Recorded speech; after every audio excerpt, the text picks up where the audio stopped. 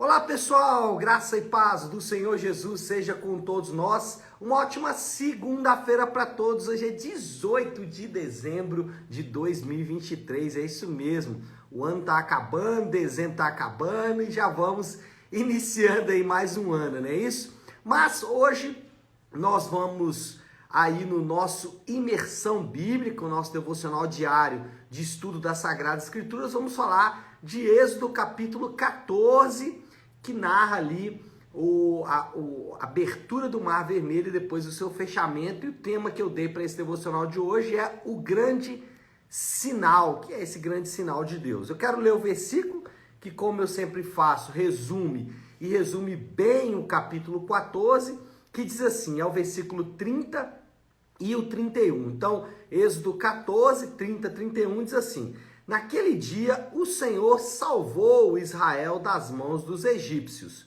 e os israelitas viram os egípcios mortos na praia.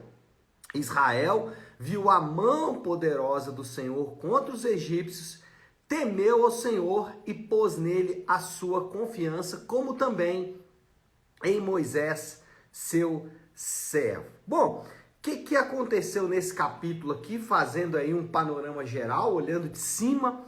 O que a gente pode elencar? Primeira coisa, os israelitas, eles estão prontos para partir.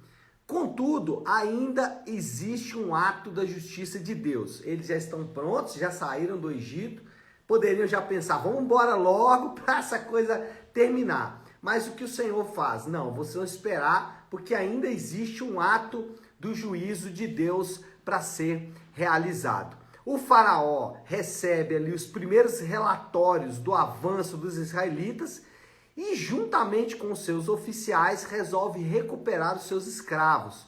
Isso está lá no versículo 5 ao 9. Quando eles receberam ali os relatórios, os israelitas estão ali meio perdidos, isso estava dentro do plano de Deus. E aqui, um parêntese rápido, às vezes nós estamos ali meio perdidos, sem saber o que fazer, e isso faz parte dos planos de Deus. Mas ok, fecha o parêntese aí e voltamos aqui para o panorama geral. Os egípcios recebem então o relatório do avanço dos israelitas e dizem, não, vamos atrás dos nossos escravos, até porque do ponto de vista econômico, perder aqueles escravos era de fato algo muito grave para o Egito. O Egito nunca mais conseguiu se recuperar dessa perda, nesse período. O Egito era um grande império, nunca mais o Egito voltou a ser um grande império, exatamente por causa desse ato do juízo de Deus. A confiança dos israelitas rapidamente se dissipa, a tendência de resmungar é um tema recorrente em Êxodo. Quando os israelitas ouviram que os egípcios viriam atrás, e de fato vieram com um grande exército, quando os israelitas ouviram isso, Faraó falou, vou buscar os meus escravos. O que Israel fez? O que ele sempre fez, resmungar. Não tinha túmulos suficientes no Egito para você nos trazer para cá para morrer nesse deserto. Era comum, é um tema recorrente, a murmuração dos israelitas. E isso é quase que um espelho, né, gente? Nós também murmuramos e reclamamos. Mas enfim, outro tema recorrente na história de Israel é o fato de que Yahvé é o grande guerreiro do seu povo. A resposta de Deus para a murmuração de Israel é se apresentar como o grande guerreiro, como o grande protetor de Israel. E é exatamente isso que Yahvé faz. Ele se apresenta como esse grande guerreiro. E esse também é um tema recorrente ali no Êxodo. Deus revela os seus planos para Moisés, está lá no versículo 14 até o 18, quero até ler esses versículos aqui porque eles são importantes. O Senhor lutará por vocês, tão somente acalmem-se. Disse então o Senhor a Moisés, por que você está clamando a mim? Diga aos israelitas que sigam avante, erga a sua vara e estenda a mão sobre o mar, e as águas se dividirão para que os israelitas atravessem o mar em terra seca. Eu, porém, endurecerei o coração dos egípcios e eles perseguirão, e serei glorificado com a derrota de Faraó e de todos os seus exércitos, com seus carros de guerra e seus cavaleiros. Então, o que Deus faz? Deus revela os seus planos para Moisés e ele fala, ó, você vai levantar a vara, o mar vai se abrir, vocês vão passar, os egípcios virão e eu vou fechar o mar sobre eles. Deus mostra para Moisés exatamente que os seus planos eram a aniquilação completa da força de guerra do Egito e o testemunho de Deus para os egípcios. Tinha um propósito, versículo 16 a 18, vou ler só o 18, os egípcios saberão que eu sou o Senhor quando eu for glorificado com a derrota de Faraó. Os egípcios saberão que eu sou o Senhor quando eu for glorificado com a derrota de Faraó. Então, duplo propósito de Deus aqui nesse seu plano. Primeiro, os israelitas, eles veriam a mão do Senhor, os egípcios contemplariam o testemunho de Deus e Deus aniquilaria completamente a força de guerra do Egito. Então, esses dois propósitos aí estão nos planos de Deus e ele revela esses planos para Moisés. Moisés obedece às instruções do Senhor, levanta lá, que era muito simples no caso, né? Só levantar a vara, ele obedece às instruções do Senhor e um grande fenômeno sobrenatural acontece. Versículo 21 a 22. Então Moisés estendeu a mão sobre o mar e o Senhor afastou o mar e o tornou em terra seca, com um forte vento oriental que soprou toda aquela noite. As águas se dividiram e os israelitas atravessaram pelo meio do mar em terra seca, tendo uma parede de água à direita e outra à esquerda. Então, Moisés obedece, acontece o fenômeno sobrenatural, e que é importante sempre ressaltar. Fenômeno sobrenatural. Aí os teólogos do History Channel, né, vão dizer que foi um vento, o mar se abriu ali, que não era mar, na verdade, eles vão dizer, né? Houve um vento, não era mar, era uma seca, a água estava bem baixinha. Então, na verdade, eles não abriu o mar completamente, foi só ali uma marolinha que aconteceu, né?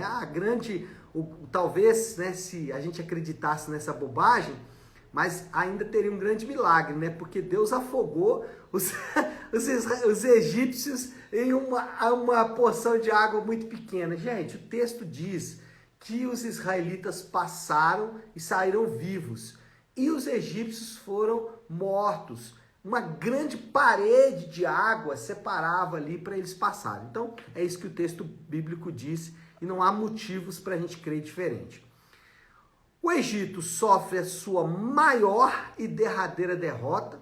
Alguém pode dizer que a maior derrota tinha sido a morte dos primogênitos, foi grave mesmo, né? Também as pragas, né? Os gafanhotos, as tempestades e tal. Mas aqui, de fato, o Egito foi solapado completamente, enquanto que, por outro lado, os israelitas testemunharam do poder de Yahvé. E é exatamente o testemunho do poder de Yahvé que vai ficar a minha aplicação de hoje. É o versículo 30 e 31 do capítulo 14, que diz assim: naquele dia, o Senhor salvou Israel das mãos dos egípcios, e os israelitas viram os egípcios mortos na praia. 31.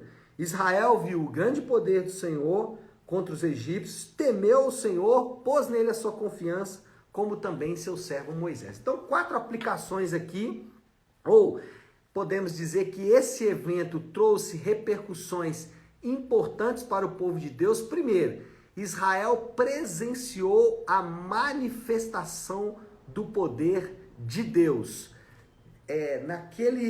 Nesse grande sinal de Deus, estava ali o grande poder de Deus manifesto. No grande sinal de Deus estava manifesto o grande poder de Deus. E aí você pode se perguntar, pastor, quais são os grandes poderes que nós podemos esperar nos dias de hoje? Será que haverão manifestações como essa ainda nos dias de hoje? Como outras manifestações, como por exemplo, né, quando Elias desafia os profetas de Baal? Será que a gente vai ter outros grandes acontecimentos como esse acontecendo? Irmãos, Deus nos deu 2 grandes sinais definitivos, ou seja, Deus trouxe sinais finais, definitivos, derradeiros, que é a morte do Filho de Deus e a sua ressurreição. Então, os israelitas viram o poder de Deus, presenciaram a manifestação do poder de Deus e os crentes também. Os israelitas, nesse caso específico aqui, era a abertura do mar e depois o fechamento dele para a morte dos egípcios. Para nós, é a morte do Senhor Jesus e a sua ressurreição. Esses são sinais definitivos. Paulo chama isso de grandes sinais. Ele vai dizer que a morte do Senhor Jesus na cruz é o grande sinal, porque ele é fraqueza para os gregos, aliás, é loucura para os gregos, é fraqueza para os judeus, mas nós, os que cremos, é o poder de Deus. Está lá em 1 Coríntios, então Paulo vai falar sobre isso e é isso que é o nosso grande sinal. Os crentes têm um sinal hoje, a morte e a ressurreição do Senhor. Por isso, outros sinais devem ser interpretados com cuidado, como sinais de cura, outros sinais milagrosos devem ser interpretados com cuidado. O Senhor pode fazer isso? Pode, mas não mais como sinal da sua presença. Tá? Deus pode fazer milagres espetaculares? Pode, mas isso não é sinal da sua presença. Sinal do poder de Deus é a morte e a ressurreição do Senhor. Pastor, mas eu já participei de um culto onde pessoas foram curadas. Glória a Deus, isso é a misericórdia de Deus. Agora, gente, essas coisas podem ser imitadas, tá? Sinais podem ser imitados. Lembra lá dos feiticeiros do Egito? Eles imitaram os sinais, alguns sinais foram imitados pelos feiticeiros do Egito. Então, cuidado, cuidado, cuidado. O maior sinal que você tem é a morte e a ressurreição do Senhor. Eles, por causa de presenciarem a manifestação do poder de Deus, eles temeram ao Senhor. E o que é temer ao Senhor, gente? Temer ao Senhor é conhecer o caráter e a natureza de Deus. Como que nós tememos ao Senhor, respeitamos ao Senhor? Como nós podemos tremer diante da sua glória? É quando nós conhecemos a Deus. A palavra de Deus diz que o temor do Senhor é o princípio da sabedoria. Por que o temor do Senhor é o princípio da sabedoria? Porque eu só vou ser sábio de fato quando eu conhecer quem é, quando eu conhecer o caráter e a natureza de Deus. Então, temer ao Senhor tem a ver com conhecer o seu caráter e a sua natureza. Saber exatamente quem Deus é. Isso é temer ao Senhor. Então, os israelitas presenciaram a manifestação do poder de Deus, temeram ao Senhor, colocaram nele a sua confiança, colocaram em Yahvé toda a sua confiança. Versículo 31 diz isso. Por quê? É uma repercussão natural do anterior. Você percebe aqui que as coisas estão encaixadas. Manifestação do poder de Deus, temor ao Senhor e, por último, confiança no Senhor. Ou o que a gente chama de fé em Deus, fé no Senhor. E eu sempre gosto de dizer que a fé bíblica, a fé prevista nas Escrituras, ela tem a ver com um objeto específico, que é o relato da vida, das palavras e obras, do nascimento, da vida, das palavras e obras, da morte e da ressurreição do Senhor. Quando nós confiamos nisso, nós estamos confiando no Senhor. A ideia aqui é que, quando nós conhecemos o caráter e a natureza de Deus, ponto anterior, temer ao Senhor, fica fácil colocar nele toda a nossa confiança. Quando a gente conhece o Senhor, não há outra maneira a não ser colocar nele toda a nossa confiança. E como fazemos isso na prática? Como confiamos no Senhor na prática? Primeiro, e mais importante de tudo, nós temos que abandonar outras confianças. Confianças vãs, confiança em deuses falsos, confiança nos santos da igreja, né? Confiança na nossa própria força, confiança no dinheiro, no sexo, no romance e assim por diante. Vamos abandonar isso e diariamente confiar no Senhor. Isso é colocar a nossa confiança em Deus. Os israelitas presenciaram a manifestação do poder de Deus, temeram ao Senhor, colocaram nele a sua confiança, como também em seu profeta. É o que diz o versículo 31. Aqui esse último aspecto, né? Deus em seu profeta, que é em Moisés, parece até estranho, confiar em um homem. O ponto aqui é que a palavra de Deus, hoje, ela é o nosso profeta. o trabalho dos profetas do Novo Testamento é um só. O trabalho de todo profeta do Novo Testamento é um só. Ler, interpretar, meditar e aplicar a palavra de Deus. É isso que os profetas do Novo Testamento têm que fazer. Por quê? Porque a confiança na palavra de Deus, aqui ele vai usar, né? Confiou em Deus e confiou em seu profeta, em Moisés. Hoje, nosso Moisés é a palavra de Deus. Ela é o nosso profeta. A Bíblia é o nosso profeta. E qual é a nossa tarefa agora? Tanto aqueles que se esmeram nisso, como um crente normal. Ler a palavra de Deus, meditar, interpretar corretamente e aplicar a palavra de Deus. Isso é o alimento para a nossa confiança. Foi exatamente isso que aconteceu aqui com o povo de Israel. Eles confiaram em Deus, confiaram no seu profeta. Nós confiamos em Deus e também confiamos no profeta de Deus, que é a palavra de Deus. Hoje a Bíblia, a nossa única regra de fé e prática. Bom, moral da história, os crentes testemunham do grande poder de Deus para a sua transformação e para a sua salvação.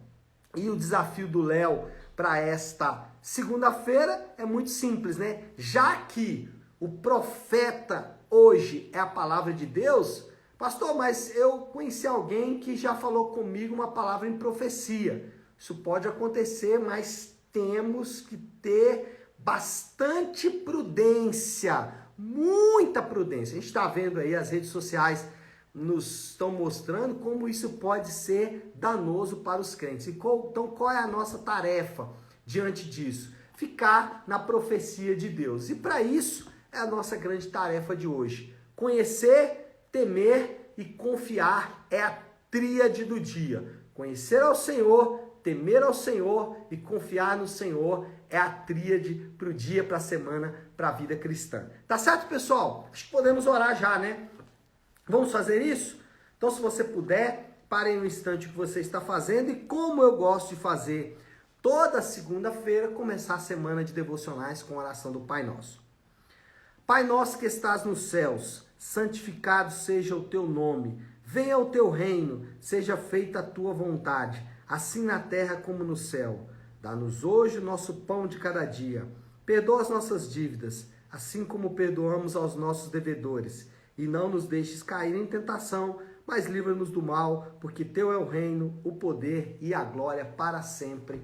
Amém. Amém, pessoal? Bom, então é isso. Nós vamos ficando por aqui. Que Deus te abençoe. Uma excelente segunda-feira para todos. Fiquem com Deus.